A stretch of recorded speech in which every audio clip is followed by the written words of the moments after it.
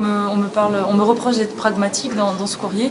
Oui, je l'affirme, je suis pragmatique. C'est-à-dire que je refuse, et c'est bien pour ça qu'il y a 3 ans de ça maintenant, j'ai quitté Europe Écologie Les Verts. Je refuse l'opposition pour dire voilà, on est contre parce qu'on est écologiste, donc on est contre ceci, on est contre cela. Les gens veulent des politiques qui sachent mettre en avant justement ce qui va pouvoir être fait, ce qui va pouvoir devenir une réalité. À l'heure d'aujourd'hui, je pense que cette position m'a servi dans le sens où j'ai réussi à être élue parce que les possessionnés ont eu confiance dans cette façon de faire. Et voilà, je comprends que les élus de l'opposition, de Madame Bello et mes anciens collègues écologistes ne puissent pas comprendre cette position et restent sur leur façon de fonctionner en étant dans l'opposition, coûte que coûte. Ça n'est pas ma façon de fonctionner. Le TCO pour moi n'est pas un organe politique.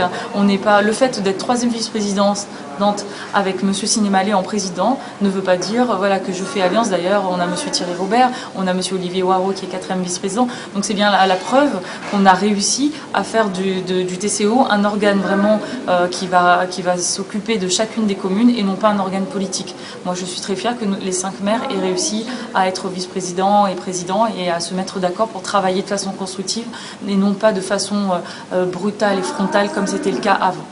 À la possession, nous sommes en train de découvrir un budget catastrophique avec plus de 6 millions de dettes, de déficit. Nous avons absolument besoin du soutien financier du TCO pour pouvoir mener à bien les projets que nous avons promis aux possessionnés. Donc d'avoir 2 vice-présidences au TCO, c'est tout à fait légitime, ça correspond à notre besoin et à notre population. Et moi j'estime voilà, que chacun a eu ce qu'il méritait, Saint-Leu, Trois-Bassins, le port, etc. Et donc on va simplement faire un travail constructif où chaque commune va être représentée et avoir ce dont elle a besoin, ce qu'elle mérite, et non pas être dans des oppositions politiciennes.